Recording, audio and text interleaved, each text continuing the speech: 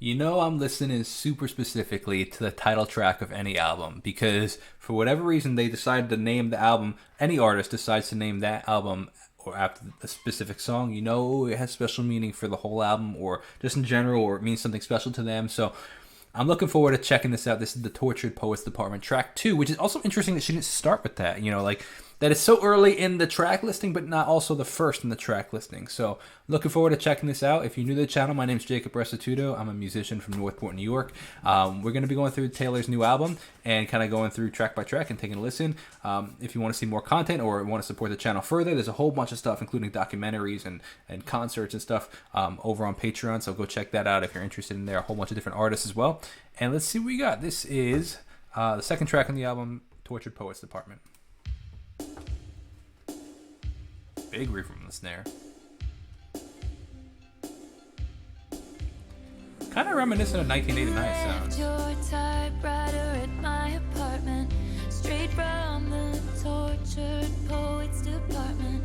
I think some things I never. Is that a thing that I'm missing? The Tortured Poets Department is like, is that a thing that is a thing already? Like, for example, I know she has a track called Clara Bow. Like, when we get there, we'll talk about that because I did a little research because I was curious. Like, that's an actual person. She was an actress. But, like, is the Tortured Poets Department actually a thing that she's referencing here and she's using it as a metaphor? Or, like, is that just a line that she's I think some things I never say. Like, who uses typewriters anyway? But well, I'm sorry, I gotta start this over because I was a little distracted by that whole line, but I want to hear this. you left your typewriter at my apartment, straight from the Tortured Poets Department.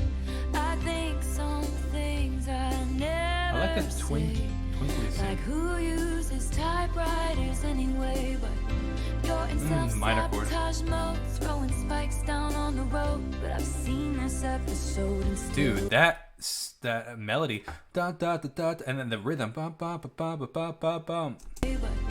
you're in self-sabotage mode, That's throwing cool. spikes down on the road. But I've seen this episode That's a and cool still rhythm and melody. love the show. Who else decodes you? Arpeggiation. Who's gonna hold you like me? I like this, man. This is cool. Who's gonna know you if not me?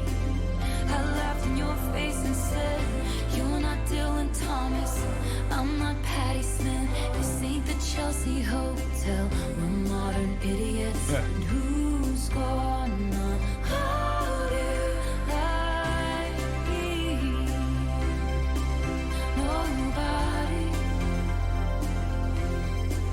No fucking body. Nobody. I don't know why Apple Music doesn't keep up with the lyrics. Let's talk about this.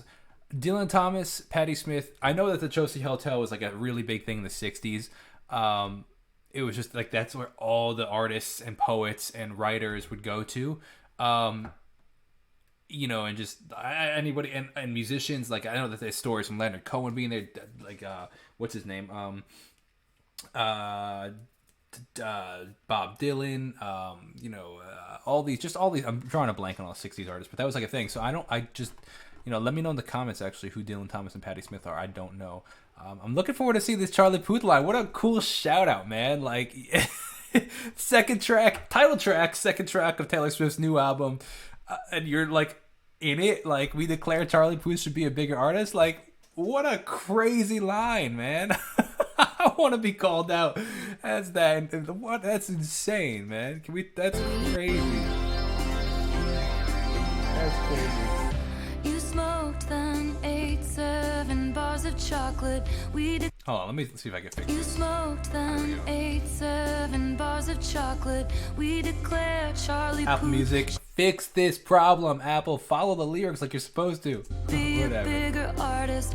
I scratch your head, you fall asleep like a tattooed golden retriever. But you awaken with dread, pounding nails in your. Like a tattooed golden retriever. Oh, like he has tattoos and the golden retriever falls asleep as she scratches your head. Okay. But I've read this one where you come undone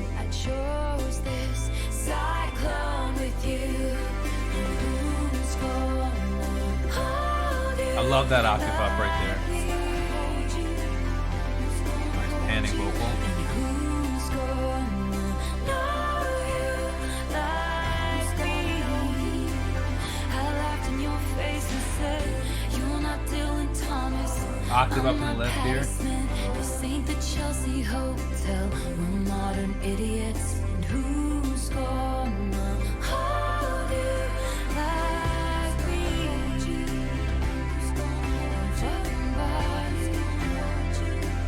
I like the cultural references. I think that's cool.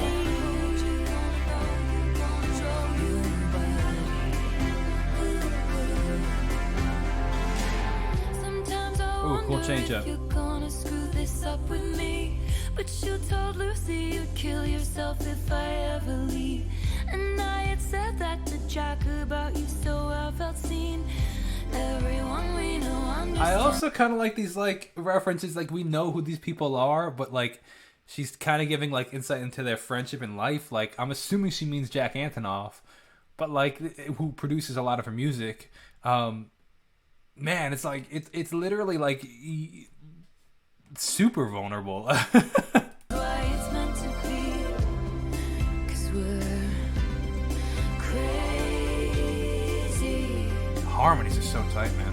So tell me, who else is gonna know me?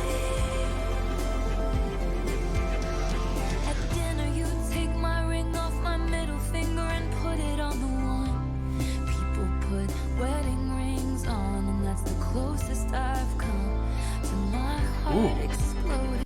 Interesting dissonance in the music Ring behind off it. my middle finger and put it on the one. People put wedding rings on, and that's the closest I've come to my heart. You hear that right there? It almost gets like kind of like chromatic, To my heart like Ron Ford's playing over here. Who's gonna hold you? Me. Very 1975 drums, if you're familiar with that Who's band. gonna know you? Me. And you're not Dylan Thomas. I'm not Patti Smith.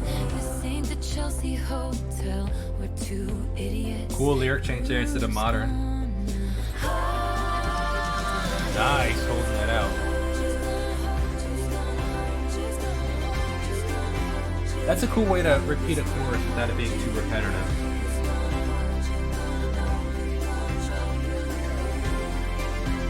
Arpeggiation.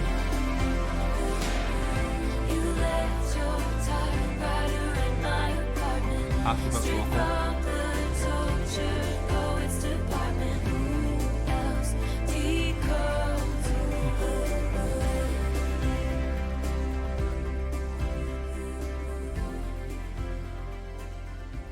Who do you think this song is about? I don't get into the drama of this stuff. Like, that's just not what my channel's about. But I'm curious if anybody has a general idea of who this song is about. Great songwriting, man. I enjoy to some degree this. This one is a little less simplistic than Fortnite. Fortnite was a very like simplistic production. This one had a lot more production. But even in the simplicity of the production, you're able to really focus on lyrics. I also love having the lyrics pulled up. This was a cool track, just sonically, lyrically, storytelling wise. You like feel like the behind the scenes of like this relationship, like, you know, I told Jack and you told Lucy, and then also the cultural references of like, you know, Dylan Thomas and I don't remember the other person, Patti Smith, like, and the Chelsea Hotel, like that. I think that's a great sign of like a really like cultured songwriter, like that you know things. And I think that when people that's one thing is I really appreciate about really good rap, if that makes sense, where like these people make these references, these rappers make these references, it's like these double meanings, or these like they pull out like references like of like, oh, you're talking about this, but then you compare it to this, and it's like, wow, that's really cool. And like sometimes you don't get it at first, and then you realize 2 years later after listening to the song, like, whoa, that was actually pretty wild what he did there. You know, that's a great songwriter, right? And we already know that Taylor's a great songwriter. So I'm looking forward with number 2. Let's keep going through these tracks. If you have any requests or any questions, leave a comment down below. Or if you're interested in seeing even more content or more stuff like this, there's a whole bunch of stuff on Patreon, so go check that out as well. I'll see you in the next video. God bless and peace out.